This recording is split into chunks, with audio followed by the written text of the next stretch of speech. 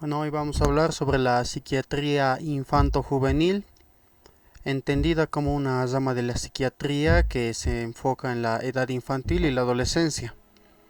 En la historia clínica debemos considerar, primeramente en el periodo pregestacional, si fue planificado, dentro del periodo gestacional, si la mujer asistió a sus controles, si hubo algún tratamiento extra o si existe alguna patología que pueda influir, ¿no?, en este periodo.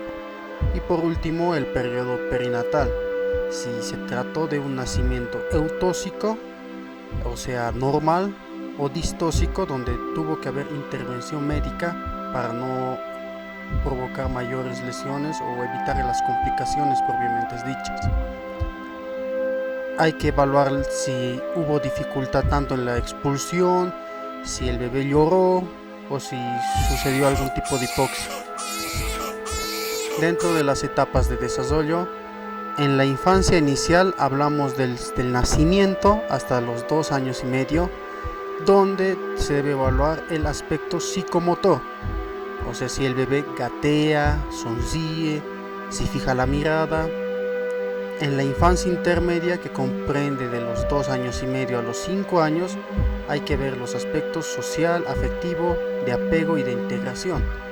Sobre todo ver si el niño es tímido, es callado, es impulsivo, si es extrovertido, si es hiperactivo o si es dinámico.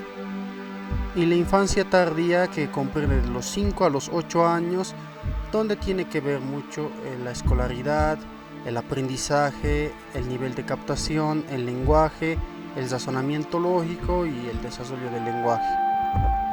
Dentro del desarrollo del pensamiento, se habla del pensamiento mágico en la forma en los 2 a 3 años. Este es un pensamiento primitivo donde el menor hace alusión a fuerzas o poderes, a cosas o a personas que en realidad no lo tienen.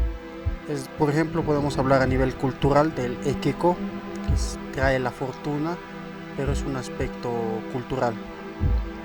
El pensamiento concreto se consolida a los 4 a 5 años y el pensamiento abstracto es mayor a 6 años. En la cuarta etapa, o también llamada la pubertad, que comprende de los 10 a 12 años, es cuando hay un mayor contacto con niños de su propia edad. Y por último, la quinta etapa, o de la adolescencia, que comprende de los 12 a los 22 años. Más o menos a los 12 años va a haber los cambios físicos y psicológicos.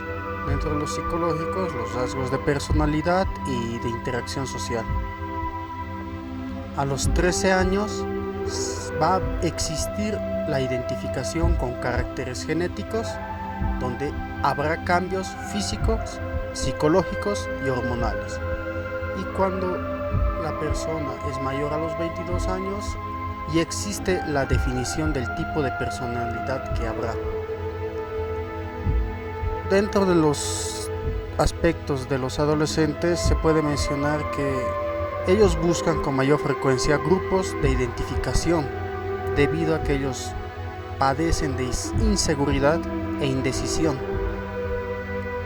Y hay que preguntar de los adolescentes sobre sus grupos sociales, las habilidades que tienen, sobre su personalidad, el deporte, la religión y cómo van en el colegio. ¿Cuáles son los factores que van a influir en las esferas conductuales? En lo cognitivo se habla del pensamiento, razonamiento, juicio y cálculo. En el ámbito social, cómo va a existir la interrelación con edades superiores e inferiores. En el afectivo, el ánimo, el afecto y el sentimiento. Y en lo volitivo y motor, predomina la voluntad. Ahora, en los factores ambientales y familiares, se ve la relación con el entorno, la posición en la familia que éste tiene y también saber de dónde viene. Por ejemplo, hay mayor prevalencia en el río Pilcomayo, los habitantes propiamente, se indaga de que existe un retraso mental debido a la localidad sobre todo, ¿no? Factores tóxicos. Estos van a afectar el neurodesarrollo y como ejemplo tenemos los plaguicidas y los factores genético-biológicos. Vamos a hablar sobre el trastorno generalizado en el desarrollo de la infancia que van a influir en las 6 esferas: cognitivo, afectivo, social, volitivo, cognoscitivo y motor. Hablamos de una enfermedad muy conocida que es el autismo, que es más frecuente en niños. Aproximadamente se descubre a los 3 a 4 años, ¿no? El niño está encerrado en su propio mundo, no va a desarrollar la parte cognitiva y tiene una restricción afectivo-social. Estos suelen ser agresivos con síntomas psicóticos. Pasando al siguiente, podemos hablar del síndrome de Asperger, que es el autismo atípico y antes llamada personalidad infantil esquizotípica. Estos son niños esquizoides. Se caracterizan por ser fríos, apáticos y ocasionalmente se van a relacionar con entornos cercanos. El trastorno de déficit de atención e hiperactividad es más frecuente en los varones. Se descubre en la edad de 3 a 5 años, sobre todo la profesora es la que va a descubrir este problema en el menor. Se caracteriza por ser un niño distraído, disperso, impulsivo, inquieto y que no se va a integrar con el entorno. Afecta los factores genéticos, el hecho de que el menor venga de familias disfuncionales o el consumo de factores estimulantes como ser las anfetaminas. El tratamiento se debe hacer a temprana edad mediante una terapia cognitivo-conductual. Debe haber un manejo multidisciplinario y la terapia en sí va de los 6 meses a un año. Y en el caso de no haber mejora, se le dará metilfenidato de 10 miligramos de lunes a viernes, sobre todo en horario de clases. Ahora vamos a hablar de trastornos específicos en el desarrollo de la infancia, que sobre todo en esto va a afectar 2 esferas conductuales. Podemos mencionar los trastornos de ansiedad en los niños, por ejemplo el trastorno sobreansioso en la infancia, identificado a los 3 a 5 años, se caracteriza por haber la presencia de un pensamiento maduro. Hay un razonamiento de inquietud, angustia. Se dice que estos niños son adultomorfos, o sea, son adultos solamente en forma mental, pero no de manera física. Ellos se van a caracterizar por tener problemas de onicofagia y tricotilomanía. Ahora vamos a hablar sobre los trastornos de evitación en la infancia, que es de los 3 a 4 años, que se debe a la sobreprotección general de manera extrema, puede ser de la madre o de la abuela. Y esto que va a desencadenar inseguridad para las decisiones, van a tener un temor de afronte a la vida y sobre todo baja autoestima.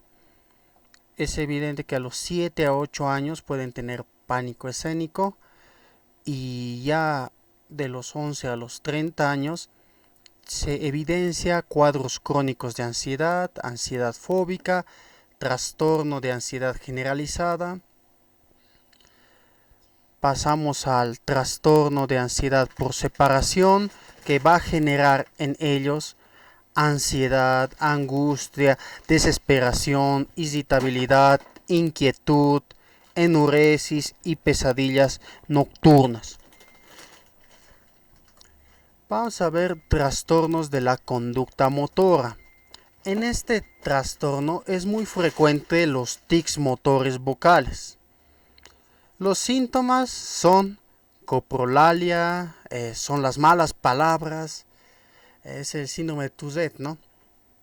Donde se va se puede hablar de coprolalia, gestualidad, tics motores y que tiene un comienzo en la pubertad y en la adolescencia.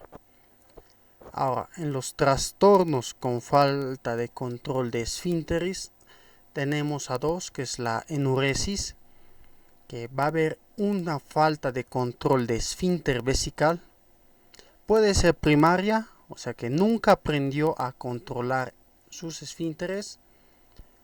Puede ser secundaria, porque aprendió a controlar, pero de repente ya no controla, y puede haber esta falta de control en lugares inadecuados. Aproximadamente a los 4 a 6 años, que son causas emocionales, se puede ver por violencia familiar, violencia, también por alcoholismo dentro del hogar.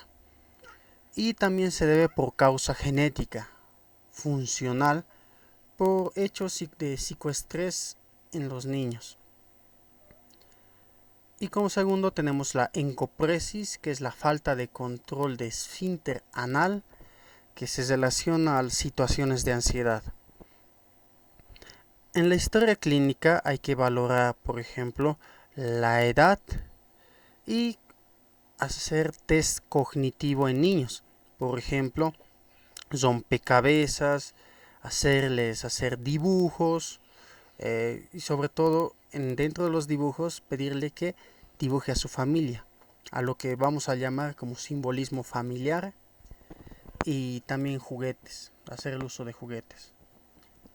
Dentro de las técnicas de entrevista psiquiátrica se van a tener la confrontación, la facilitación, la reflexión, la aclaración, síntesis, transición, refuerzo positivo y de silencio.